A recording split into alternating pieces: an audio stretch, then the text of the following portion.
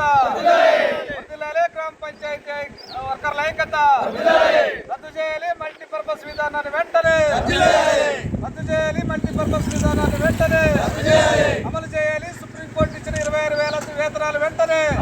గ్రామ పంచాయతీ వర్కర్ల సమస్యలపై రాష్ట్ర వ్యాప్తంగా ఇందిరా పార్కు బయలుదేరి వెళ్తా ఉన్నాము.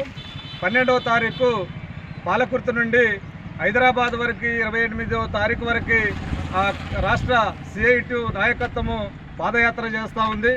ఎన్నో ఏళ్ల నుంచి గ్రామ పంచాయతీ వర్కర్లని వెట్టి చాకిరీ చేయించుకొని వాళ్ళని అనేక రకాలుగా ఇబ్బందులకు గురి చేస్తూ ఉంది.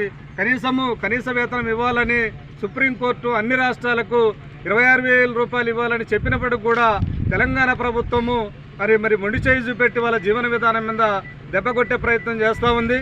ఈ విధంగా కొనసాగితే భవిష్యత్తులో రాష్ట్రానికి అనేక సమస్యలు వస్తాయని ఇప్పుడు కేసీఆర్ అంటాడు, సఫాయి అన్నా నీకు సలాం అన్నా, నువ్వు లేకపోతే తెలంగాణ రాష్ట్రమే శుభ్రంగా లేదనే విషయాన్ని చెప్పాడు.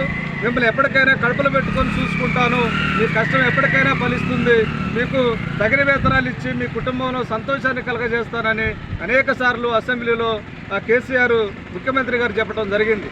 కానీ నిర్ణయాధికారంలో ఉన్నటువంటి రాజు ఒక మాట అన్నాడంటే అనేక మంది సంబరాలు చేసుకున్నారు. గ్రామ పంచాయతీ వర్కర్లు మురుగునెత్తి దేశాన్ని గ్రామాలని బాగు చేసేటటువంటి మా బతుకుల్లో కూడా వెలుగు నింపే ప్రయత్నము బంగారు తెలంగాణలో సాధ్యమవుద్దనే విషయాన్ని గుర్తు చేసుకొని అనేక సందర్భాల్లో కేసీఆర్కు పాలాభిషేకాలు చేసిన సందర్భాలు కూడా ఉన్నాయి.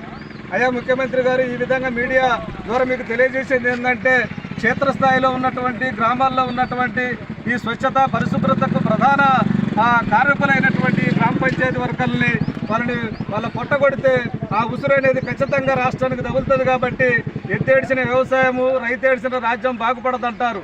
అందుకని గ్రామాలలో ప్రధాన పాత్ర వహిస్తున్నటువంటి ఈ గ్రామ పంచాయతీ వర్కర్ల వేతనాలు పెంచి వాళ్ళ జీవన విధానానికి తోడ్పడాలని ఈ సందర్భంగా కోరుతున్నాము. మరియు ఈ సభ ద్వారా మాత్రము మీరు ఏదో ఒక నిర్ణయానికి రాకుంటే భవిష్యత్తులో దీని మూల్యం మాత్రం ఖచ్చితంగా ఎదుర్కొంటారని ఈ సందర్భంగా హెచ్చరిస్తా ఉన్నాం.